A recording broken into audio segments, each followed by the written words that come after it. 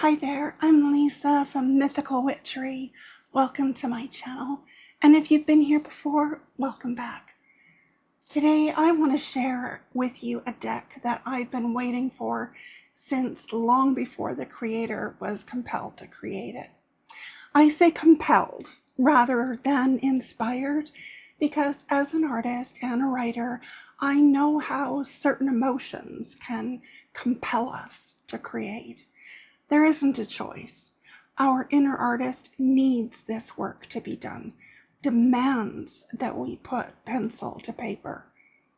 From the moment that Sarah shared her very first cards in this deck, the Fool and the Magician, I knew this deck was going to be special and was going to fill a hole that I, and probably many others, badly needed filled.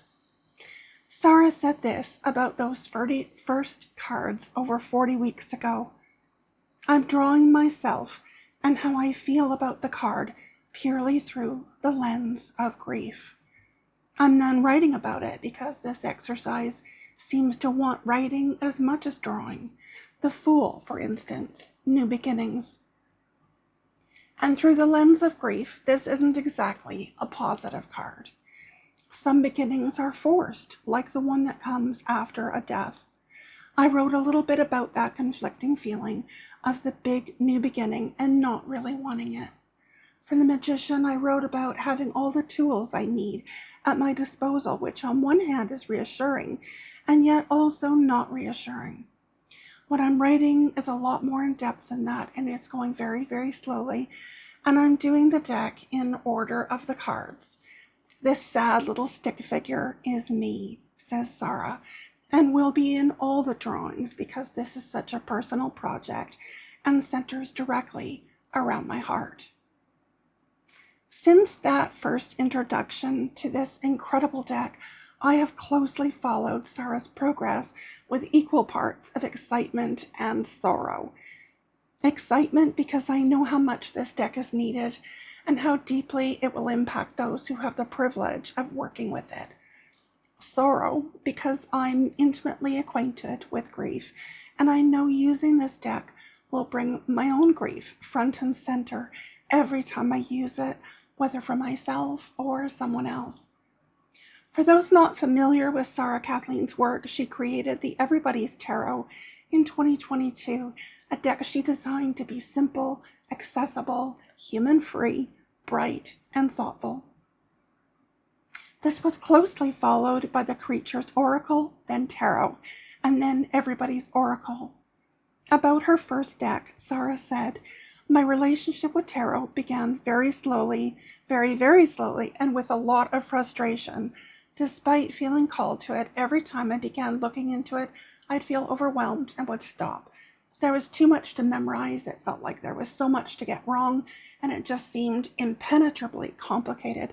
It felt more like a barrier to insight than a path. So I decided to make this deck for myself as part of my own study. Using multiple websites and books for reference, I tried to distill the complicated, symbol-rich cards into their simplest essence and to reach the uncomplicated core of what each card meant to me." Sarah went on, "When I began sharing these with my art group on Facebook, I saw very quickly that I wasn't the only one needing this style of deck. I very quickly realized that I could open up an intuitive path for people, one that I had found filled with obstacles. Instead of moaning that I wasn't finding tarot study accessible, I could just do it myself in a way that genuinely opens doors and allows people of all sorts to see themselves and their path in the cards." About a Grieving tarot, Sarah says this is a deck that gently examines tarot solely through the lens of loss. She says a Grieving tarot is absolutely not a how-to guide for using tarot through all losses. These drawings and my words are not here to tell you how to live your own wild and personal grief. It is simply a gentle reflection of my own experiences and interpretations as I've walked my own gray path. It is my hope that it finds the right people, and that maybe it can be a gentle way to introduce more grief-informed perspectives to your readings. I'll be sharing Sarah's social media and website in the description below this video. Before we begin, some technical information about the cards. They're printed on 310 GSM smooth black core plain cardstock, flexible and durable, measuring 70 by 120 millimeters or 2.75 by 4.75 inches, their standard tarot size. This deck was launched on Kickstarter in April of this year, fully funded within 2 hours. The campaign ended with 385 backers. Less than 4 months after launch, I'm holding this precious deck in my hands, and I cannot wait to share it with you. So let's have a look at these cards, and please be patient with me as we do so. I just know that seeing them all together like this is going to be an emotional experience for me. So we'll open the box. Now I've cut it open, but I haven't looked at anything inside yet. So gosh, I'm so excited. So it's got her little sticker there with her website address. And there's another sticker here. This, I'm pretty sure this is from the Empress card. This is a sample of something from her Creature's Oracle, I believe. And then a note from Sarah. She says, thank you for your support, your curiosity, and for supporting a small business. Okay, let's dig in here. Oh, we've got all these little, what is that called? Little starch packing peanuts. The Chaos kittens are going to love playing with those. All right, so this is wrapped in black tissue paper.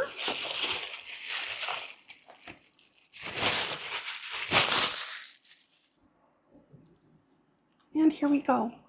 So this is in a rigid box. It's the Three of Pentacles on the front there. And on the back it just says simple, thoughtful, and unique tarot through a lens of loss. So the box opens really nicely. And then we've got the book and the cards. That's the inside of the box. There's no printing on the inside there. We'll just put this to the side.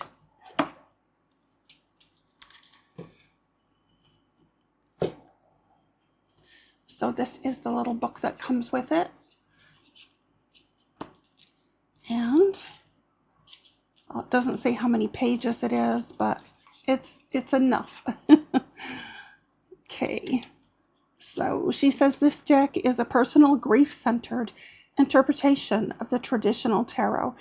It is a simple, gentle examination of each card as seen through the lens of deep personal loss.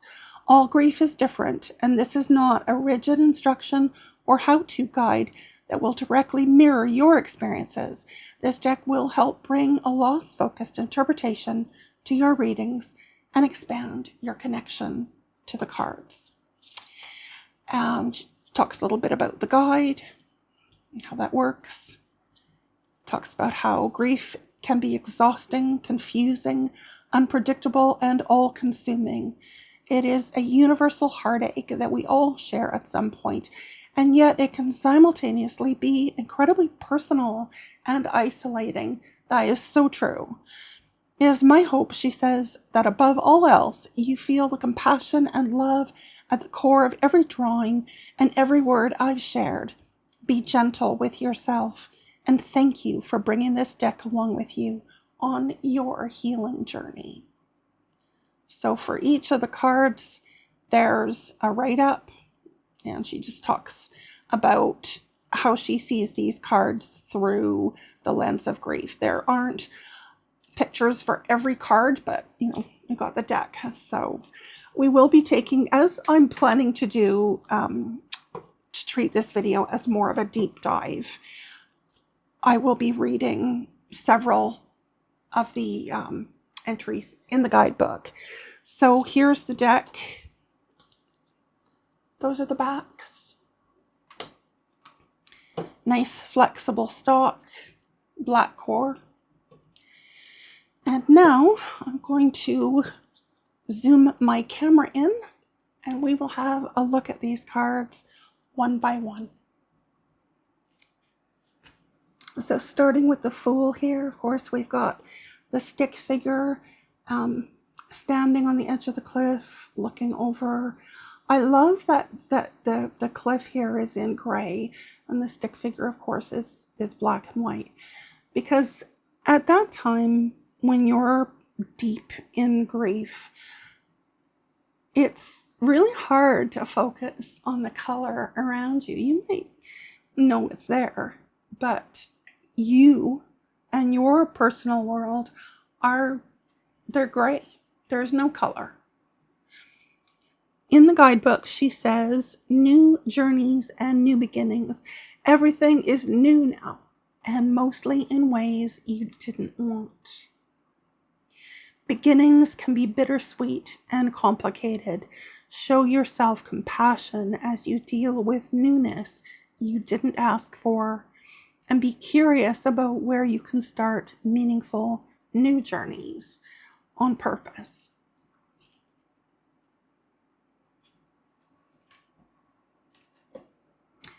The Magician.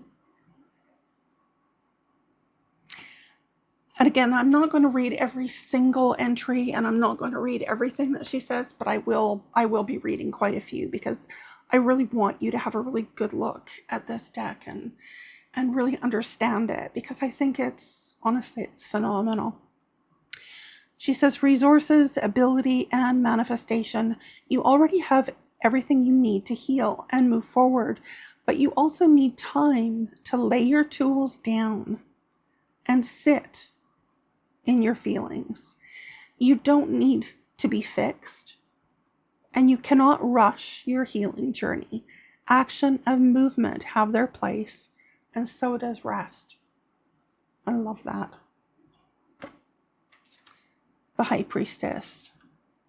She says, spirituality, stillness, intuition. You are not the same anymore. Your inner voice is changing and expanding with you. Make space for your beliefs and perspectives to shift. Make space for questioning and explore your new internal landscape without insisting on rigidity and familiarity.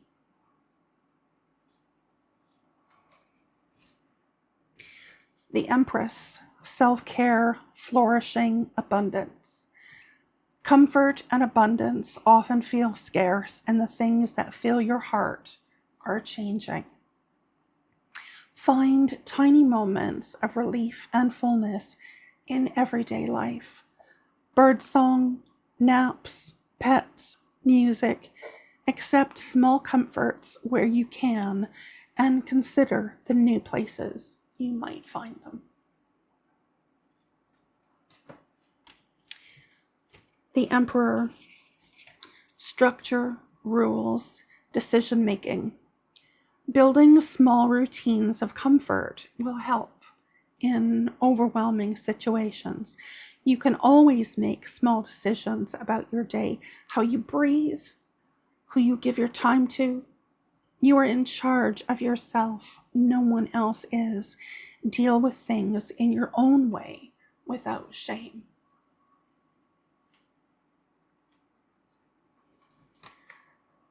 The Hierophant. Ancestry, sharing knowledge, spiritual wisdom. Make space to learn from others who have followed a path of grief, but make space for your own wisdom as well. Acknowledge that you have meaningful things to share too. Talk about how you're feeling, write it down, share your journey, explore.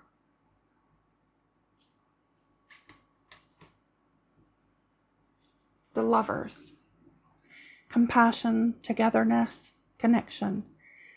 Love is not limited to people. After loss, your love can find new places to explore. Connection can be nurtured in other ways, maybe with friends, books, animals, art, or nature. Grief and love are intertwined, and you have space for both.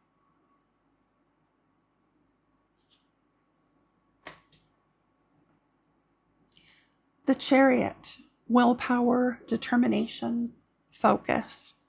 Movement will come when the time is right. Ambition and growth need rest too. Give yourself time to pull your energy in and focus on what is right in front of you. Open yourself to ideas of how you might focus your energy in new ways. Make space for daydreaming about a future.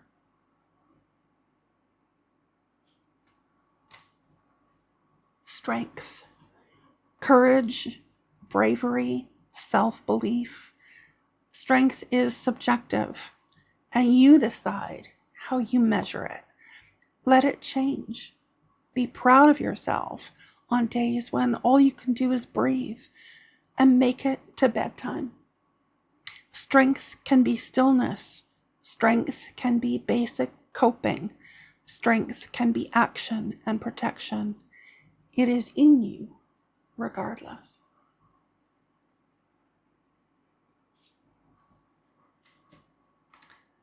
The Hermit. Alone time, reflection, withdrawal.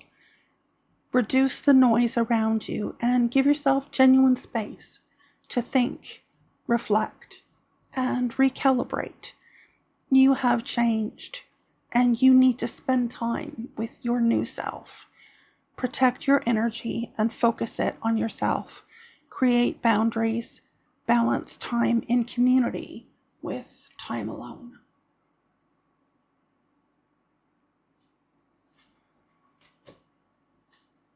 Wheel of Fortune. Cycles, fate, the bigger picture. Everything changes, nothing stays the same, and we will all die. The circle of life depends on both creation and loss. Neither can exist without the other. Remembering that loss and grief are universal experiences, we can take a step back and feel less alone.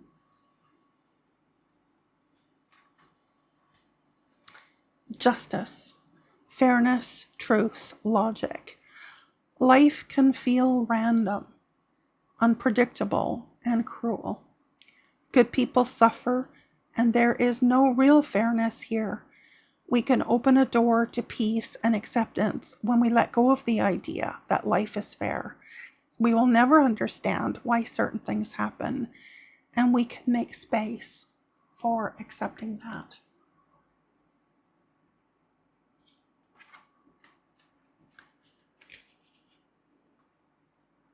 The Hanged Man. Patience, uncertainty, waiting. Take a step back and remember to pause. Let the dust settle before jumping into action. Give yourself time to respond instead of react. Reflect and make use of the time before the next big changes come about. There is value in being in the middle space.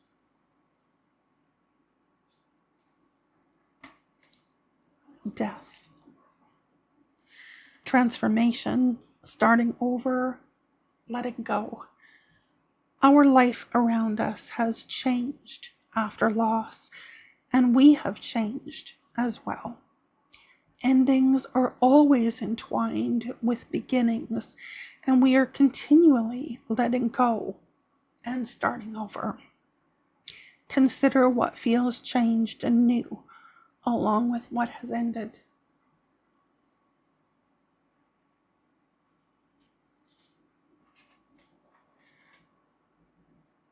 Temperance.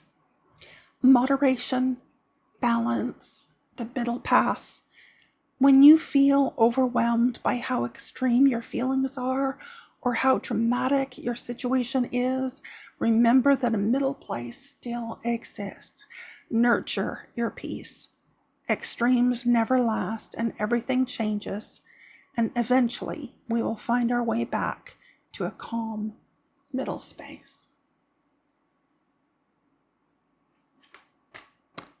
The Devil. Self-neglect, feeling trapped. When we feel trapped in a situation or feeling, remember that the ties that bind us are temporary and changeable.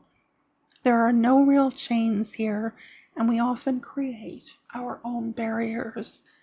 There is always room for healing, self-care, and change, no matter how dark it feels.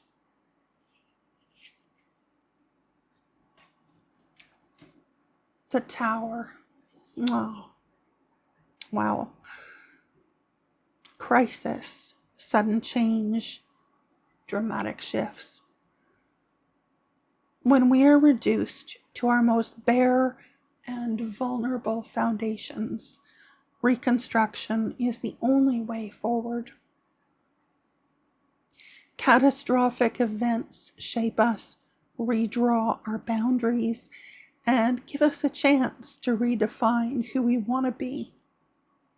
Your reconstruction is in your hands.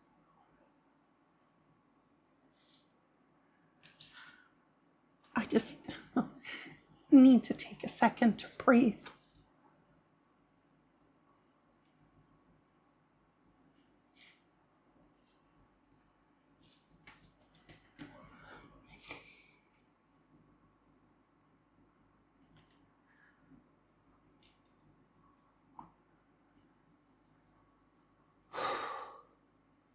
The Star. Hope, healing, looking forward. A bright star behind dark clouds. Hope is always there, even when we can't see or feel it. We aren't meant to be permanently hopeful. Hope has a cycle. It comes and goes like everything else. There's a time and place for darkness and hope. Both have value.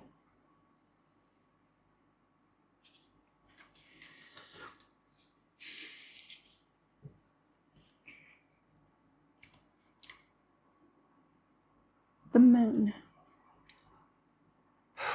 I love, oh my gosh.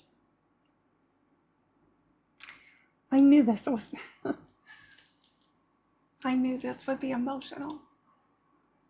So please bear with me with my shaky voice and tears that I'm really desperately trying to hold back right now.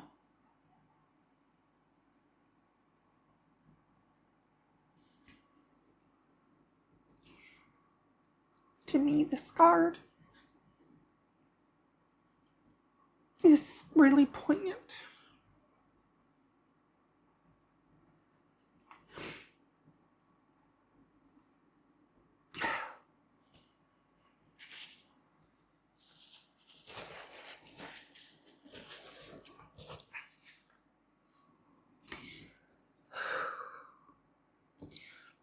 Uncertainty, illusion, the unknown. Trust your intuition. Listen to yourself and learn to befriend mystery. Let go of needing to understand. Things are never what they seem. Logic only goes so far in our journeys of healing and growth. Sit with the unknown, protect yourself, and seek out your own truth.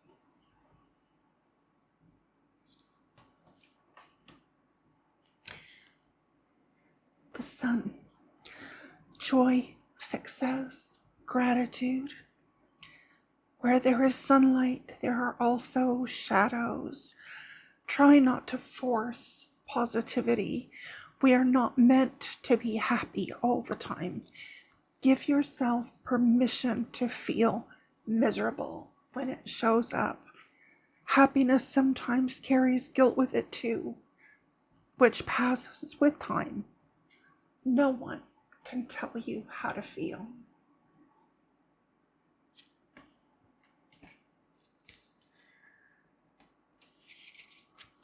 Judgment. Accountability, reflection, reckoning. Our lives can get chaotic in grief, and we often don't feel or act like ourselves. Be honest with yourself and consider if your actions are in line with your inner voice. Show yourself and those around you compassion as you navigate hard, uncertain times.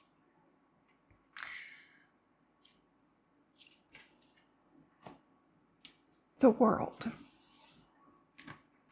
Cycles being fulfilled, completion, starting over again. We are part of a greater whole.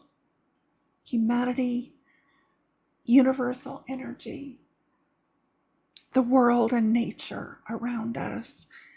When one journey is fulfilled, another one starts. Endings are always the beginning of something, and beginnings are always the end of something else.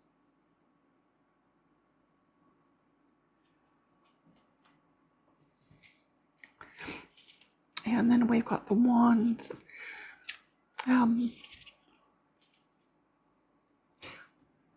I've read all of the major arcana cards. I'm not going to do the same with all of the minors, or this video will be hours long. But I probably will read a few of them. So thank you for bearing with me through this. If you're looking for a quick walkthrough, go ahead and press double speed or whatever, and you can mute me if you want. Otherwise, we will be here for a little while, and my apologies for that. So this says sometimes new creative plans help us get through the hardest parts of grief.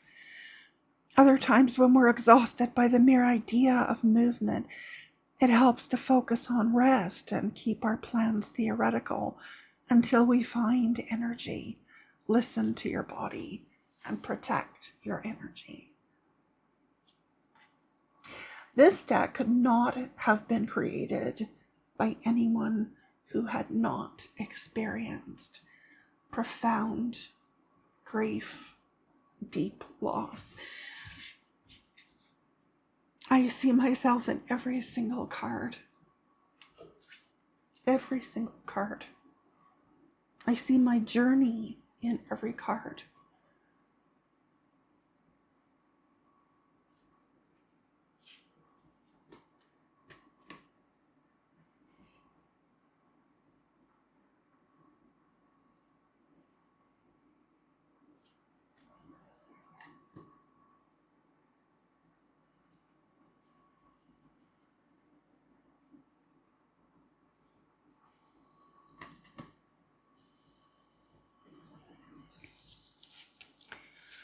I'll have a look at the description for this one.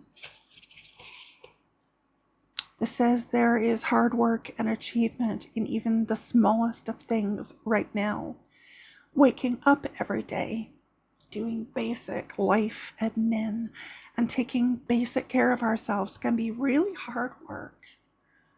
All of your small steps are still achievements, and they build up into a sense of stability and well-being.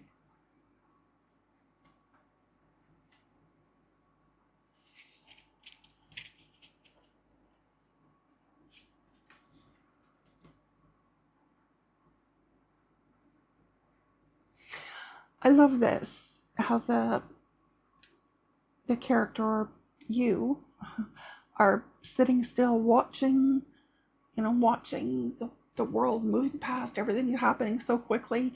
Everyone is still living their life, but you've stopped moving for now, for this time. you and your little world are still just watching everything move past. She says, the world shifts in grief. The changes are often sudden and overwhelming. Even after our initial loss, huge shifts in energy and circumstances keep coming. In this time of great shifting energy, focus on being grounded, resting, and finding your calm where you can.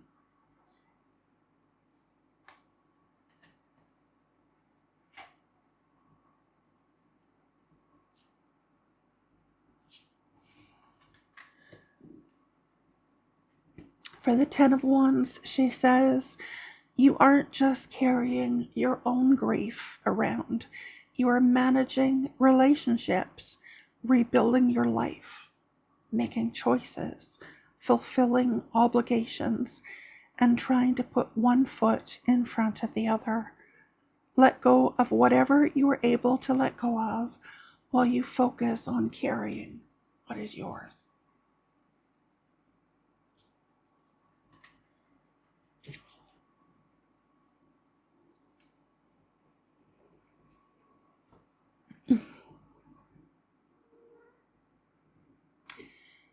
She says, exploring new ideas, positive beginnings, new experiences, new friends, new circumstances, these can all be bittersweet.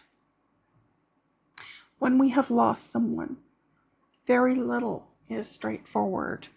Be gentle with yourself while your life inevitably moves forward, knowing your positive feelings will be mixed with sadness.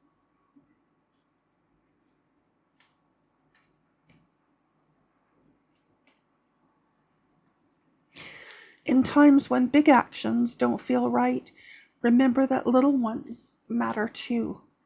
A quiet walk, visiting a new bookstore, or changing your hair can act as big adventures when life and happiness are low.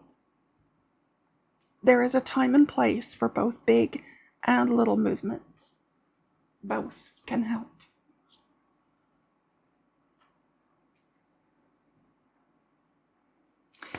One interesting note about the court cards is I can't remember exactly how she explained it, but all of the pages will be sitting down and looking downward. The knights will still be looking downward, but will be standing up. The queens will be looking upward, and the kings actually, I think, moving forward, if I remember correctly what she said in her description. You just see, oh, there's nothing specific about that here, but you'll find the same thing with all of the court cards. So just move these. And this is the queen. Oh, and the other thing too, the aces and the pages, you'll get actually, let me just go back to the Ace of Wands here. So you'll get in the aces, the little figure sitting, looking at, in this case, the wand. And in the page, they're still sitting, but they've picked the wand up. And it'll be the same with all of the aces and pages.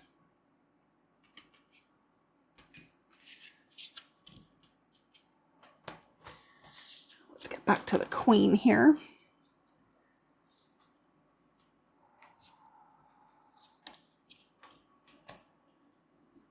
And the King of Wands.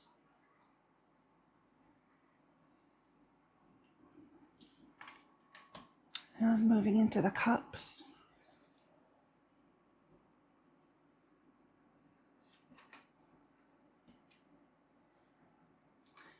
Two of Cups, wow.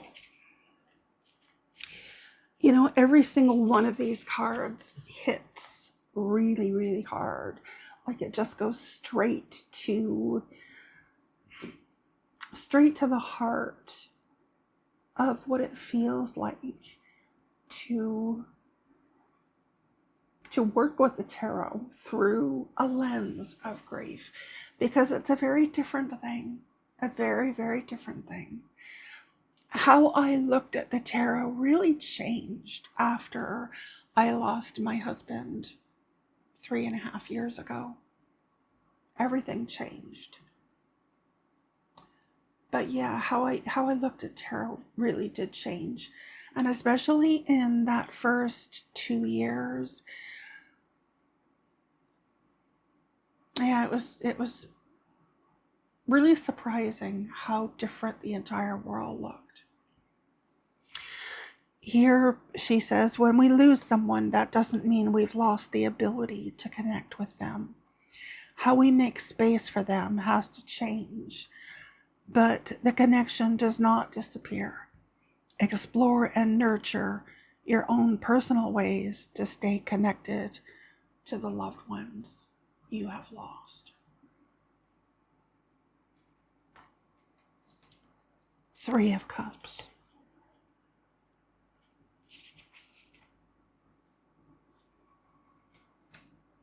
The 4.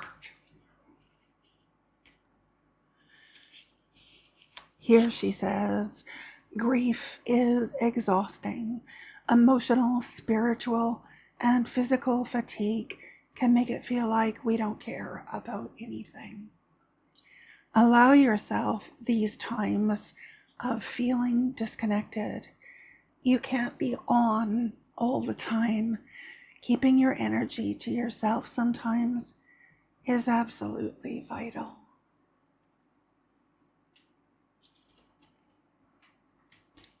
5 of Cups. I've been really looking forward to reading her description of this card because, I have big feelings about the 5 of Cups. Focusing on loss. There are times when we are so focused on the losses around us that we can't see the good things we still have.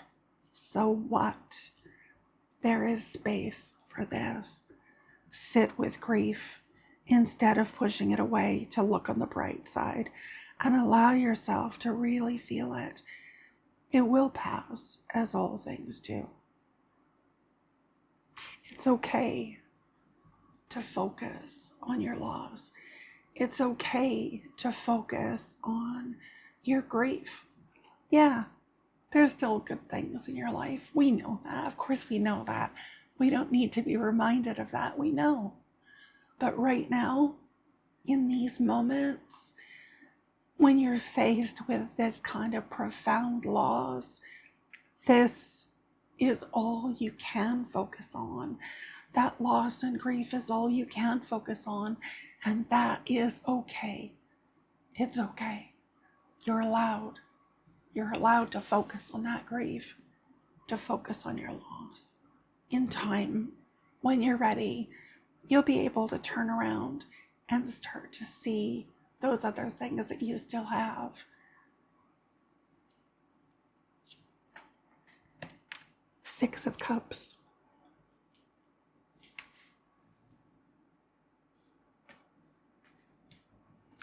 7.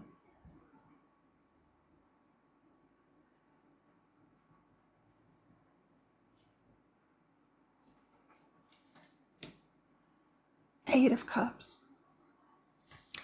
And here she says, you will need to walk away from certain people, habits, circumstances, and ideas.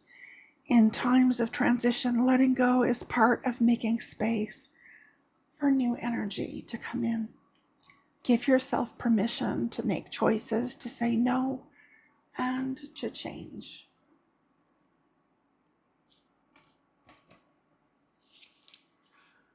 9 of Cups. When we look back and feel pride on how far we've come, we often just think of the big things. There is pride in small wins too. Getting through what felt like an impossible day, making it to bed, washing your hair, Find pride in the smallest of journeys. They matter too.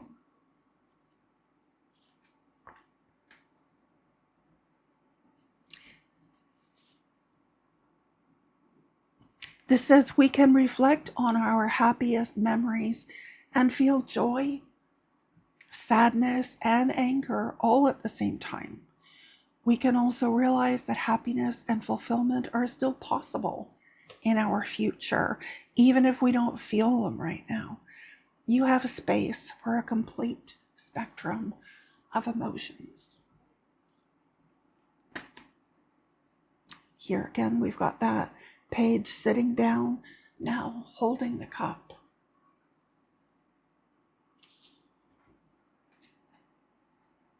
The knight standing up this time and holding the cup.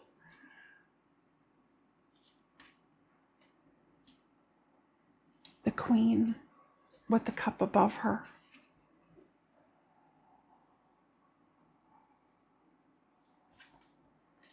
And the king. I'm just going to take a second and see if I can find what she said, exactly what she said about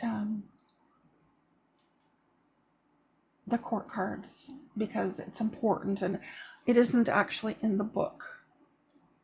But let me just see if I can find it here. Yeah, here we go. So the aces, let me just find the Ace of Cups here. All right. So the aces are stark and bright. The ace is sitting detached. There's potential. The pages, you'll see clouds. They're sitting, but they're holding the... Sorry, I just realized this is totally not in frame. Let's do that again. So the Ace of Cups sitting detached from the cup. The potential. The page, the clouds in the background, they're sitting, but this time holding the cup. The knight, they're standing and holding the cup and looking down. Here, there's river, the movement. The queen, they're looking up. The suit is in the air. Internal mastery of thought. And the kings looking up. The suit is in their hand and it's raised. So external mastery or action. And let me just see if there's anything more that she said in this post about this.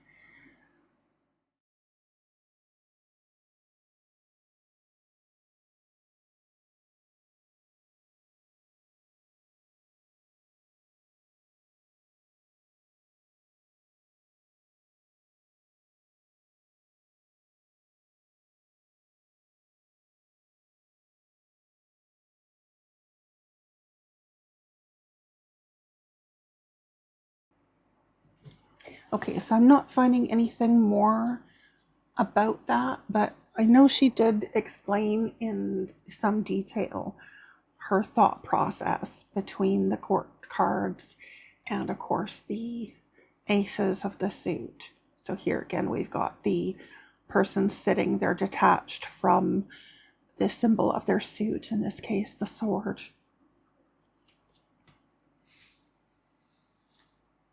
The two. I really love how she uses color on the cards with that stick figure in black and white. It's so... Oh, the word is just escaping me right now. It's really impactful. You know, that the whole idea of being in grief, of mourning, of grieving, and having no color. You know, you're colorless at that time, in spite of the color in the world still around you. Four of Swords.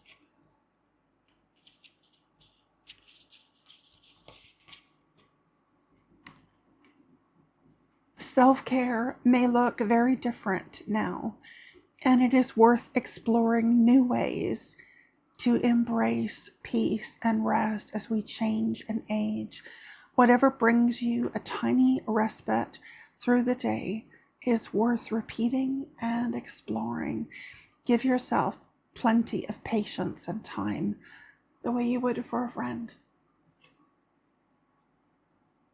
I want to go back to the Three of Swords for a second, see what she says about this. She says, in your journey of healing, it is important to fully feel the bleakness of grief and not forever be distracting yourself from it. Fearing it makes sense, but you cannot run away from the true dark pain of loss. It has a place at the table. Let the fullness of grief come and go.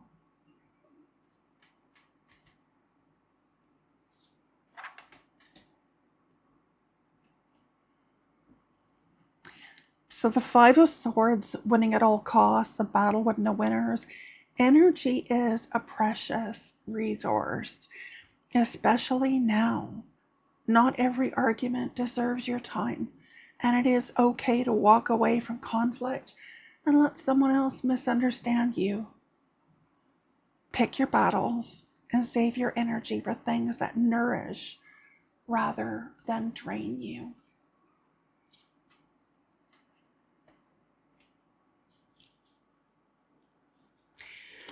I like her description here. She says, moving forward in your journey will mean letting go, letting things go.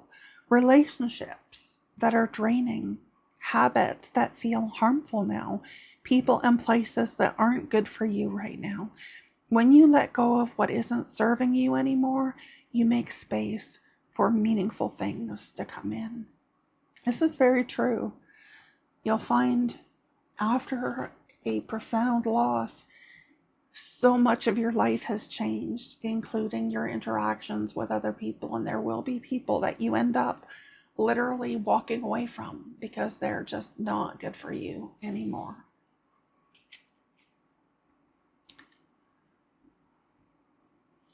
Here she says, truthfully, not everyone deserves your story or your energy.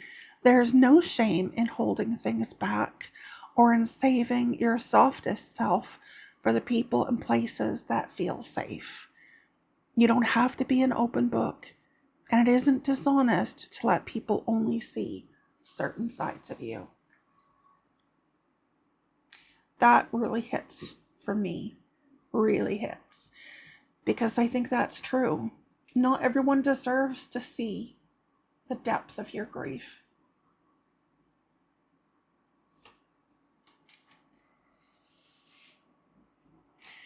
For the Eight of Swords, she says it is normal to feel trapped in our dark thoughts and feelings, and there is value in sitting with them rather than trying to ignore or run away from them.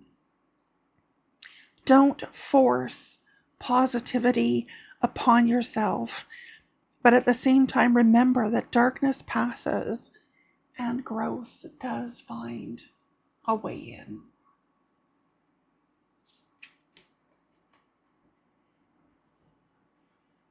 In loss, we will often find ourselves with new intense anxieties.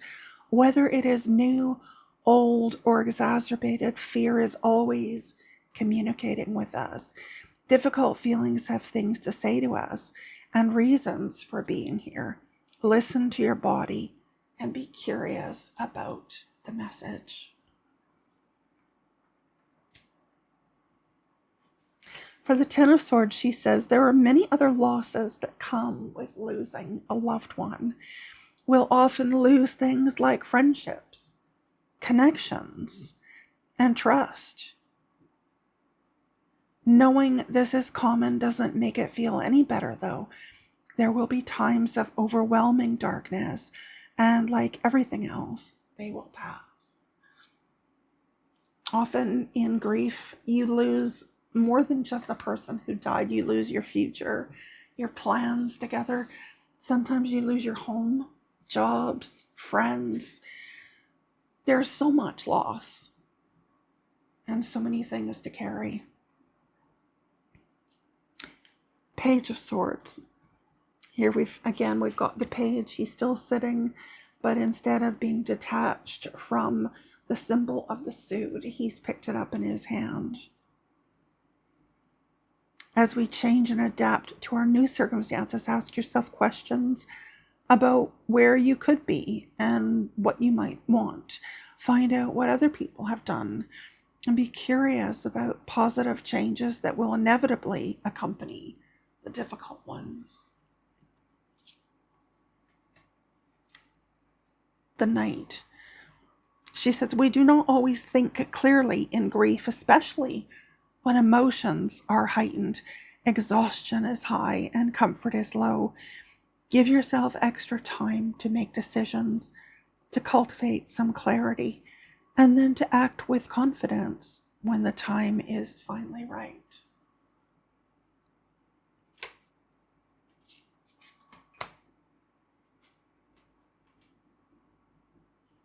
Queen of Swords, she says, even in your messiest moments, there is a part of you that is wise and knowing.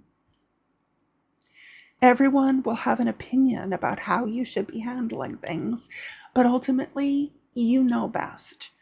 And you can change your mind. Keep your boundaries firm and listen to your own voice first. The King of Swords. It is very easy for emotions to run the show while we are grieving. There will be steady and logical thoughts in our minds as well. And it is good to remember to give them space.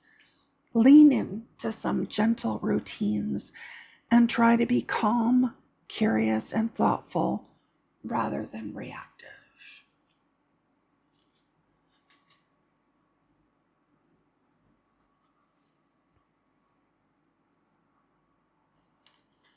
And the final suit of Pentacles.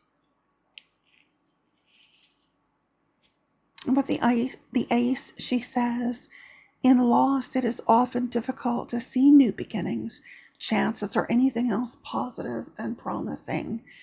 Be gentle with yourself, but also be open to small positive shifts in our lives. Good things will still come your way, and opportunities will still come your way.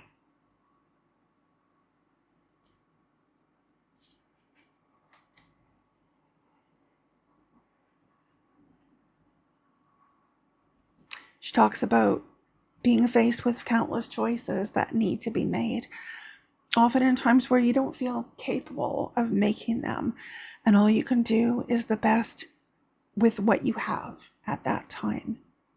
She says you can course correct, you can adapt, and you can always change your mind.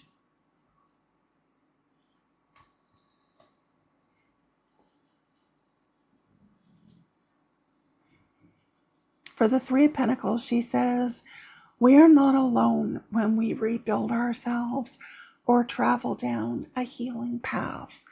Even when we can't be who we want to be, even when, we can't be who we want to be with, there is energy around us to tap into.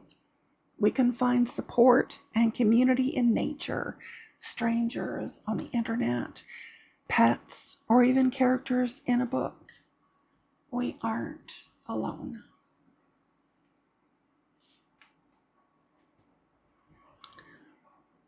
Oh, I love this. Protecting what is yours, feeling possessive.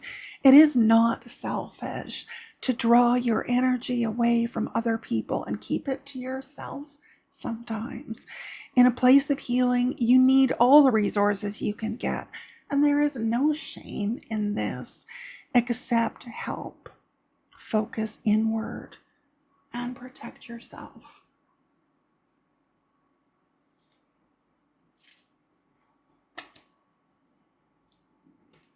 Five of Pentacles.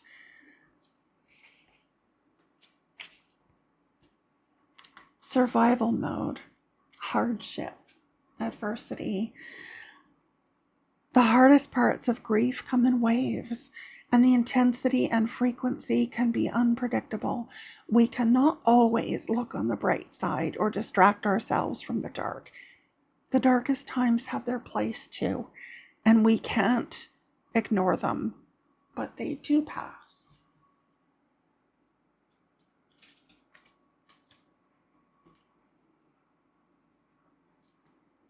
She says, accept generosity and support without guilt. Give your time and energy generously when you can, but only when the time is right and it doesn't drain you. Open yourself to receiving the love, time, and resources of others without apology. Ask for help and accept it.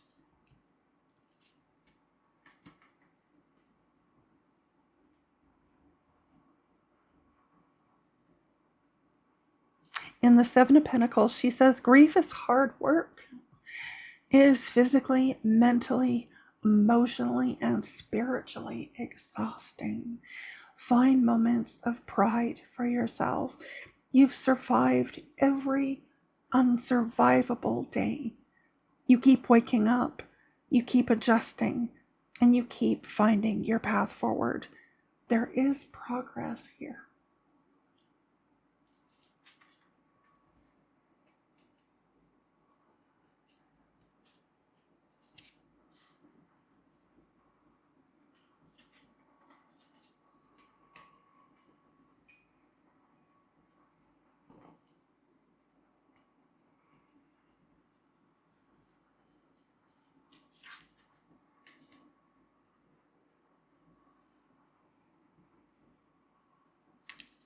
For the Ten of Pentacles, she says, by being on a healing journey, we're putting together a scaffolding for happiness.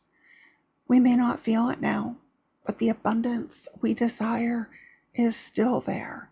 Just because it is not in our hands does not mean it is out of reach entirely. Even quietly, you are rebuilding your brightness.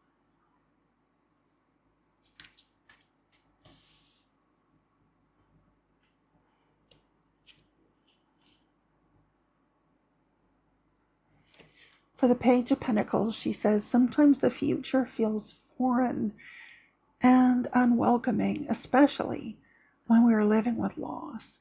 When ideas do pop up and you consider new plans or things you might want to focus on, be gentle. Nurture these moments for when the time is right. Your timeline is your own.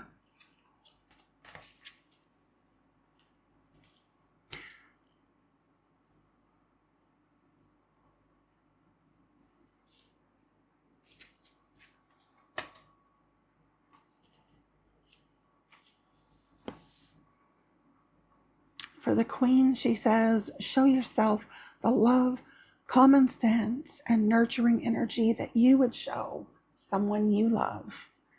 Turn the best of your supportive energy inward and give yourself compassion and grace.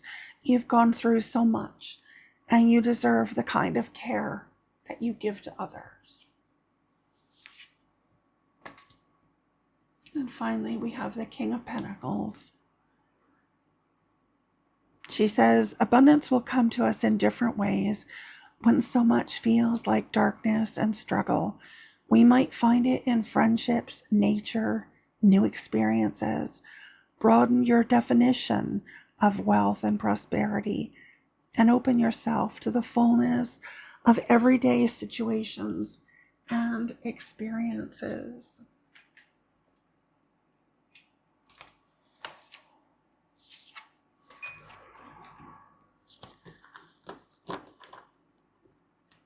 So this is the Grieving Tarot. I'm going to zoom the camera out and we'll have a look at how these shuffle and then have a few final words before we end.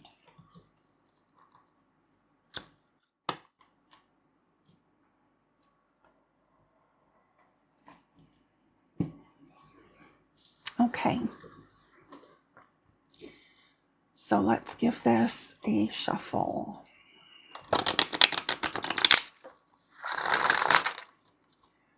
Exactly the kind of flexible shuffle that you would expect with a black core stock. Really lovely, easy to use. Which makes me so happy because this deck is going to get a lot of use overhand. Now let's just see how they fan. Oh, look at that. They fan just absolutely beautifully.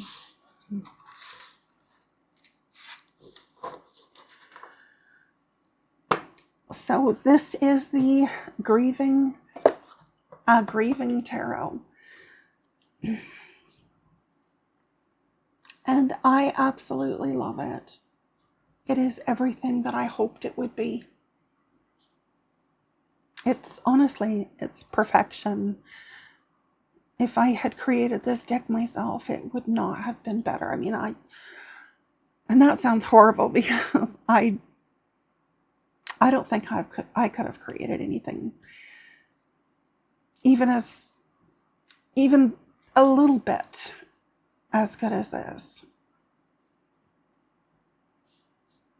I'm really grateful, really grateful that Sarah took her own grief and pain and turned it into something which is going to be a huge help to me, and I know many others in the tarot community as well. There aren't many decks that I consider to be a gift to the tarot community, but this one, this is a gift. This is a gift. This helps us, I believe, it will help me to work with the tarot in a different way through the lens of loss, and to be gentle with ourselves as we go on this journey, which is honestly the loneliest journey, most difficult journey that will ever go on, losing someone that we love, that we deeply love. Grief is not easy. Grief is difficult. If you've been following my channel at all, you know that I started a grief series and I have not abandoned it. It's just that it's been tough, really tough, especially considering that I had loss upon loss upon loss, losing my husband, losing my dad, my oldest friend, losing Jellybean, my nephew. So much loss in just a few years. And it's been hard. And I've had to have grief counseling a couple of times to deal with it. And it's been helpful. I really do recommend it.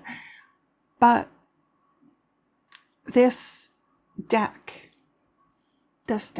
gives an opportunity to process my grief in a completely different way. If you're watching my channel, you'll see me using this deck a lot coming up. I'll be doing work for myself. I'll be doing grief spreads for other people.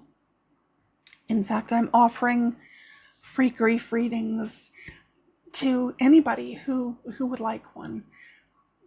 I won't charge for that because I think that, especially when it comes to grief,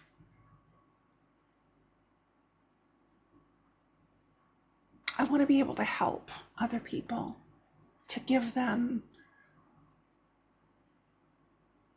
a little support and guidance through possibly the most difficult thing that they'll ever face in their lives.